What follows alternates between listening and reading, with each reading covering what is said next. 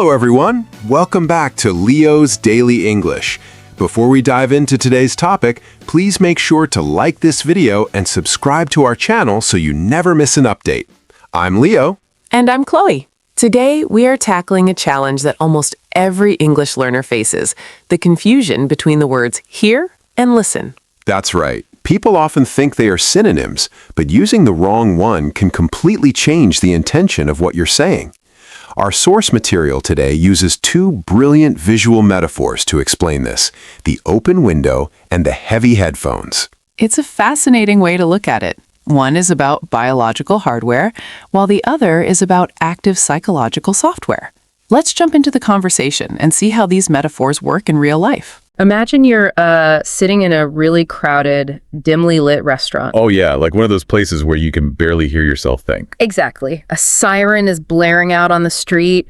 Plates are clattering loudly in the kitchen. The bass from the music is just thumping in the background. Right. And the person sitting right across from you is like leaning in, sharing this deeply personal story. That is a lot of sensory input all at once. It really is. And in English, how you process that exact chaotic moment comes down to the fundamental difference between two very simple words. Two words that honestly almost everyone confuses in everyday English practice. Welcome to the deep dive, especially a big welcome to you, the learner out there who is joining us today. Yeah, we are so glad you're here with us. Today's mission is, it's laser focused.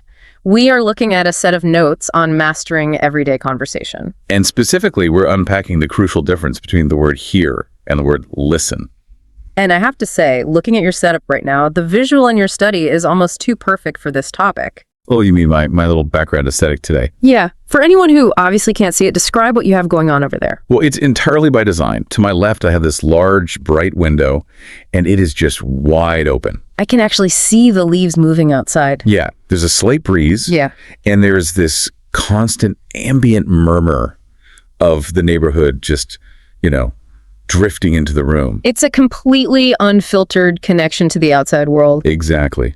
But then, sitting right here in front of me on my desk, I have a pair of heavy, noise-canceling professional studio headphones. The open window and the heavy headphones. That is the exact mental model our source material uses today to separate hear from listen. It's such a brilliant, simple visual metaphor. It really is. Yeah. Because we are going to completely avoid the dry academic grammar rules today. We aren't doing that to you. No, nobody wants to memorize verb conjugations, right? We're using this visual to figure out how to navigate real conversation practice using really simple, easy to understand language. Because that's where the real challenge is for a language learner. You don't usually stumble over complex academic jargon. No, it's the everyday stuff. Right. It's the simple words that masquerade as perfect synonyms. You look at hear and listen, and you assume they just mean the same thing. But using the wrong word entirely changes the intention you're communicating to the other person. It really does. It's the difference between acknowledging a physiological event. Like your ears just functioning. Exactly. Versus an active psychological state of mind. So looking at our notes, they actually arrange this into 5 core learning modules to help learners master this difference. Which is a fantastic, logical way to progress from the shallow stuff right down to the deep cultural nuances. So let's jump right into Module 1, the physiological foundation, or as I like to call it, the open window. The open window. This is our metaphor for the word hear. Right. The source explicitly defines hear as sounds that are just drifting in. Just drifting in. I mean, think about the physics of that. If a leaf is drifting down a river, it has zero agency. It's just at the mercy of the water. Exactly. It doesn't choose a destination. And that's what hearing is. It's a passive environmental occurrence. So hearing is basically the auditory equivalent of breathing. You don't have to consciously command your lungs to work. Right, it just happens in the background. As long as my ears are working and the window is open, the sound just arrives. I don't have to try. That's spot on. Your body automatically processes those sound waves. The window in my study doesn't selectively filter out the garbage truck and only let in the bird song. Right. Whatever is outside just comes inside. It's totally indiscriminate. But, this brings up a summary of the physiological versus psychological differences. Hearing is just biology. Yes, your eardrums vibrating. So let's do a quick role play for the learner to demonstrate this. Let's say we are sitting in a park. Okay, I'm sitting on a bench with you. Right. Now, what are some things you're hearing in this park scenario? Well, I'm hearing a dog barking way off in the distance. I'm hearing the wind in the trees, maybe some traffic from the street nearby. Exactly. All background noise. Now, here's a quick guessing game for you listening at home. If I suddenly turn to you in the park and say, "Hey, what did you just say?" Am I in a state of hearing or listening? Ooh, good little quiz. I'll give you a second. If you asked that, it means you were probably just hearing my voice as background noise, but you weren't actually listening to my words. Ding ding, exactly. I failed to process the meaning, which is a perfect segue into Module 2, the psychological choice. The heavy studio headphones. Right. The notes contrast the open window with these headphones to define the word listen. And the definition they give is choosing to focus on one sound. Choosing. That is the magic word here, isn't it? It really is. You don't accidentally put on headphones. It takes a deliberate, physical action. You have to pick them up, put them over your ears, and block out the world. Which is exactly what happens in your brain when you actively listen. You allocate mental resources to block out the drifting sounds. This reminds me of the connection between, like, speed reading and focused listening. Oh, that's an interesting comparison. How so? Well, when you speed read, your eyes are physically seeing all the words. You're hearing them visually, so to speak. But you're only focusing on the key concepts to extract meaning. Ah, yes. You're putting your mental headphones on for specific information and letting the rest just be background context. Exactly. And honestly, the headphones imagery works so perfectly for you, the learner, right now. Because they probably literally have headphones on right now to focus on this exact deep dive. Right. You deliberately open this app, you put your headphones on, and you're choosing to focus your attention on our voices. You're actively listening. You are filtering out whatever environmental noise is happening around you. You're bringing active intent to the experience. Okay, so let's put this into practice with Module 3, everyday scenarios and native habits. Because in a real conversation, we are constantly toggling back and forth between the window and the headphones. Oh, absolutely. Split-second toggling. Native speakers do this subconsciously all the time, depending on their communication goals. Give me an example of how a native speaker switches modes. Let's say you're a loud party. You're casually chatting with someone. You are actively listening to them. Right, I've got my mental headphones on. But then from across the room, you suddenly hear someone say your name. Oh, the cocktail party effect. Exactly. The background noise drifted through your open window, your brain flagged your name, and instantly, your headphones slip off the person in front of you. And I mentally put them on the conversation across the room to eavesdrop. Yes, you intentionally shifted your auditory focus. That is such a relatable scenario. But this toggling is exactly where beginners make some really typical mistakes due to native language interference. Oh, yes. Direct translations can completely betray you here. I see this one all the time. A learner will say, "I was listening a loud noise outside," or "Did you listen that thunder?" Oh, yeah.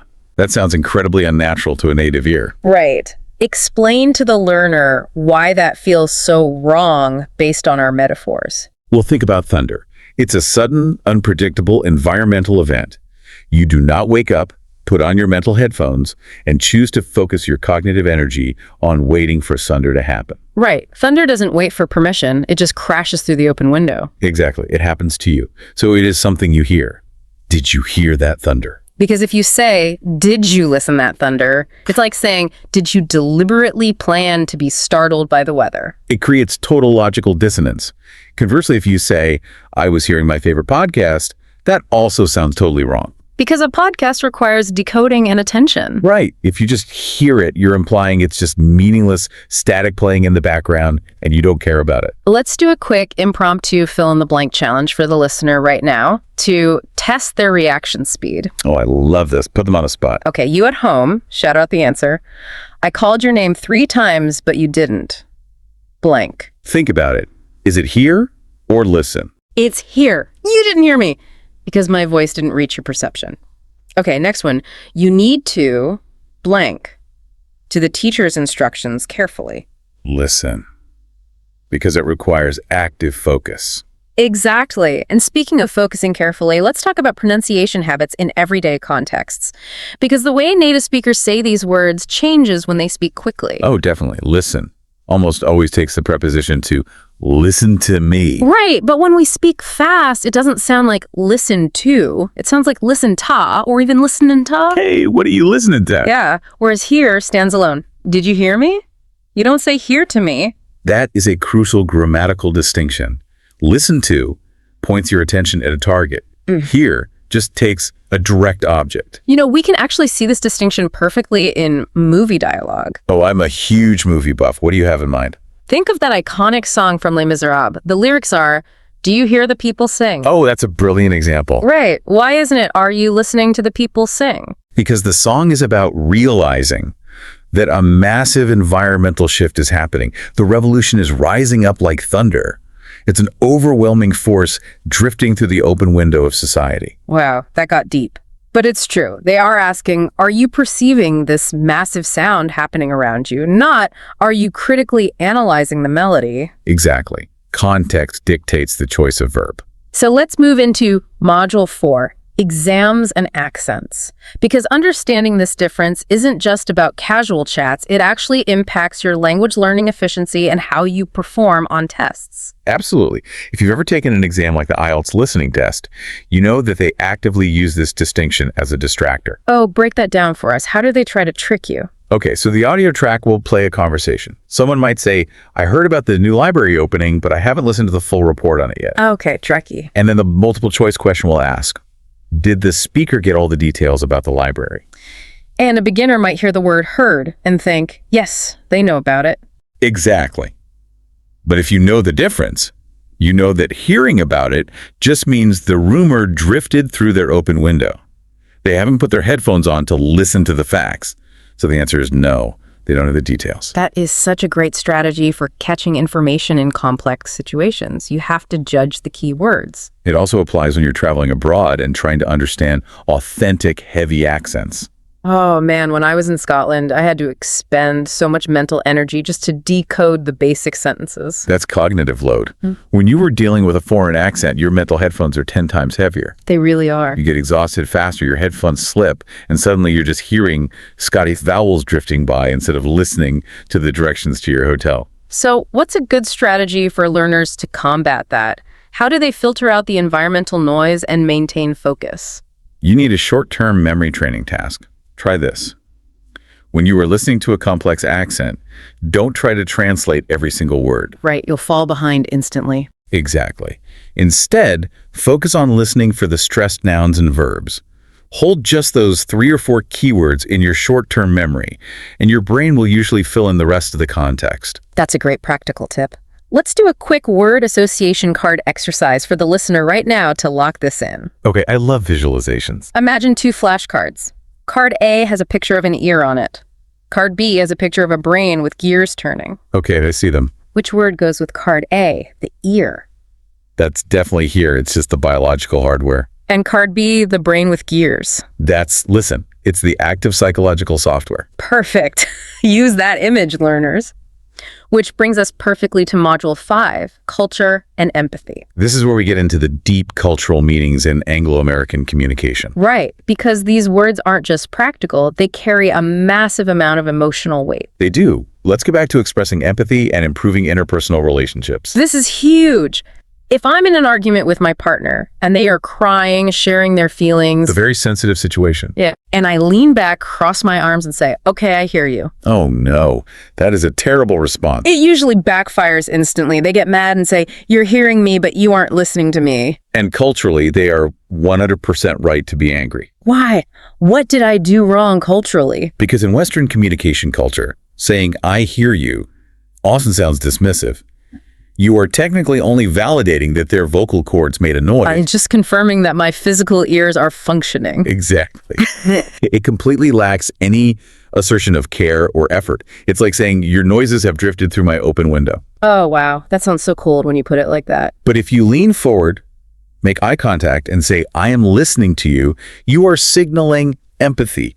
You are telling them I have put my mental headphones on and you are the only sound I am choosing to focus on. That is such a powerful way to show care. So if you want to improve your relationships, start using listening vocabulary to express your focus levels. Absolutely. Yeah. Precise feedback is so important. If you miss something, don't just say what. Right. What should they say instead? Say, I'm sorry, I was just hearing background noise for a second. Could you say that again? I want to make sure I'm truly listening. That sounds so incredibly polite and articulate. It shows genuine respect. It's all about social etiquette, knowing how to signal your active state. You know, this word shifting is also a massive tool for optimizing public speaking and spoken charisma. Oh, 100%. Politicians and public speakers use this all the time. Give me an example. How do they use it in a speech? Well, think about responding to rebuttals or arguments. A skilled debater will say, I hear the concerns of my opponent, but if you listen to the facts... Oh, wow. That is a brilliant rhetorical trick. Right. It's so subtle. By saying, I hear the concerns, they are classifying their opponent's argument as just passive noise drifting through the window. It's just background chatter. But then they command the audience to listen to their facts. They are demanding active cognitive focus for their own points. They are literally trying to hack the audience's auditory intent. That is fascinating. It's a very intentional word shift. Let's do a rapid-fire buzzer round of some high-frequency short phrases and collocations to test our learner on these everyday contexts. Okay, I'm ready to judge. Let's see how fast you at home can guess the right word. Phrase 1. When you want someone to pay attention to your pitch, do you say, hear me out or listen me out? Think about it. It's hear me out. Right. It's a set phrase meaning, allow my words to fully reach you before you judge. Okay, phrase 2. When a teacher wants the class to quiet down, do they say listen up or hear up? Definitely listen up. It's a command to put on your mental headphones. Exactly. Phrase 3. When you agree with someone's complaint, do you say I hear that or I listen that? It's I hear that. It's an idiom for agreement. Perfect. Knowing these authentic collocations will make you sound so much more like a native speaker. Because native speakers don't think about the grammar. They just subconsciously reach for these set phrases based on their intent. So we've covered a lot of ground today. Let's do a really quick summary of the core usages for our learner to consolidate everything. Good idea. Let's build a quick vocabulary comparison chart in our minds. Okay, on the left side of the chart, we have hear. Right. Hear is biological, it's effortless, it's passive. It's the open window. You have no control over the sounds drifting in. And on the right side of our chart, we have listen. Listen is psychological. It requires cognitive energy. It's active. It's the heavy headphones. You are making a deliberate choice to focus on one specific sound and block out the rest. And as a bonus point, how does this relate to other confusing word pairs, like see versus watch? Oh, that's the perfect parallel. See is like here, your eyes are just open, taking in the light. Right, the open window of the eyes. Exactly. But watch is like listen. You are actively tracking and focusing your visual attention on something specific. So if you can master hear versus listen, you automatically understand see versus watch. That's a great 2-for-1 deal for language learners. It really is. It's all about mastering that active versus passive mindset. Well, I want to leave you, our listener, with a final provocative thought to mull over today. Something to take with them into the real world. Exactly. The next time you find yourself totally exhausted after a long conversation in English or after a really tedious meeting at work, Don't just automatically blame your vocabulary or think you aren't smart enough. no, take a second to evaluate your own mental mechanics. Ask yourself, were you just tired from the physical effort of holding your heavy mental headphones in place against a really noisy world? Because that cognitive load is real and it is heavy. Are you walking through life with an open window, just letting the chaotic auditory world passively drift over you?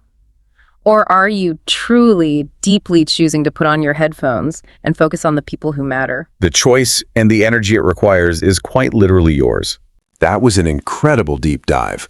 We covered everything from the cocktail party effect to how these words can even affect your relationships and empathy. Exactly. It's a reminder that listening is a deliberate choice we make to focus on what matters. We hope this helps you navigate your next English conversation with more confidence. Thanks for joining us on Leo's Daily English. Keep those mental headphones on, and we'll catch you next time. Bye, everyone.